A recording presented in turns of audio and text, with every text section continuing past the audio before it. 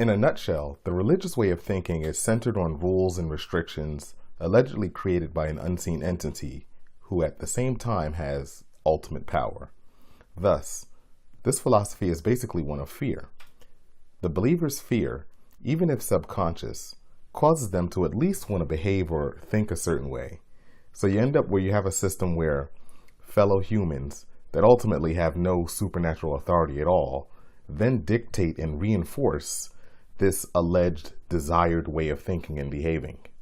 In turn, believers gravitate toward the institution of religion because they are searching for a crutch to help live amongst the harshness of reality and the anxiety of living in a world where all answers are not immediately knowable at this point in human history.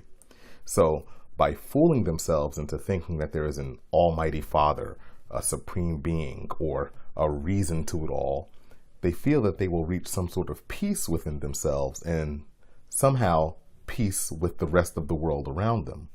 But ultimately, this peace is rarely attained because deep in their psyche, they are really filled with enormous doubt that this God really exists.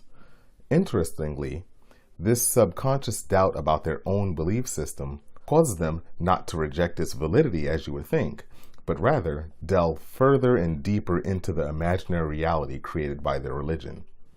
The religious trap forces one to disregard some of the basic properties of logic, such as the burden of proving your claim and making sure that your stance is verifiable. It must be known that a big part of this is the fault of our parental upbringing and our school systems. It's the fault of us as parents that place a low emphasis on logic, reasoning, and critical thinking ability, but yet some of us quickly instill a belief in the supernatural and unverifiable in our children at a very early age. The failure of our school systems has made a large population of people susceptible to not understanding this religious trap. The lack of clear and concise scientific courses and courses in logic and critical thinking leave the religious individual at a disadvantage when it comes to any conversation or even a formal debate regarding the existence of a God. Because instead of presenting evidence and organizing an argument, the religious individual normally resorts to evangelical dogma, or in some cases, they simply emotionally break down and can't continue coherently. The lack of logic contributes heavily to one's affinity towards religion and a supernatural realm.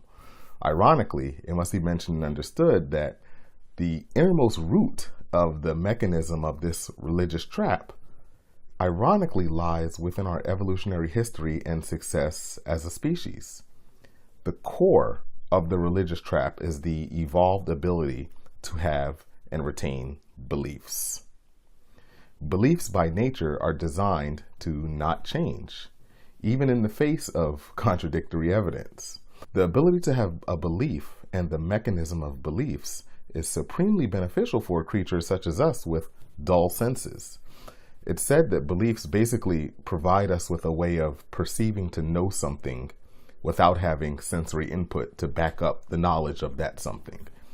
Basically and bluntly, beliefs neatly attempt to pick up the slack where our five senses leave off or leave more to be desired. This ability to have beliefs has great survival advantages. For example, a belief that my car is downstairs in my garage where I left it is a lot more beneficial than the true reality of the situation, which is that I don't know for 100% certainty that at this point in time that my car is in my garage where I left it. I have no visual input to it. I can't smell it. I can't hear it. I can't taste it. So I'm thus left to rely on a belief that my brain creates that keeps me calm to allow me to live in the moment knowing that my car is in my garage where I left it. Because of the lack of sensory input, our brains basically fill in the gap and create irrational beliefs that aren't backed up by any data or sensory input. The irrational belief provides me with a sense of security instead of paranoia, therefore it's beneficial. The mechanism of the religious trap is a natural extension of this.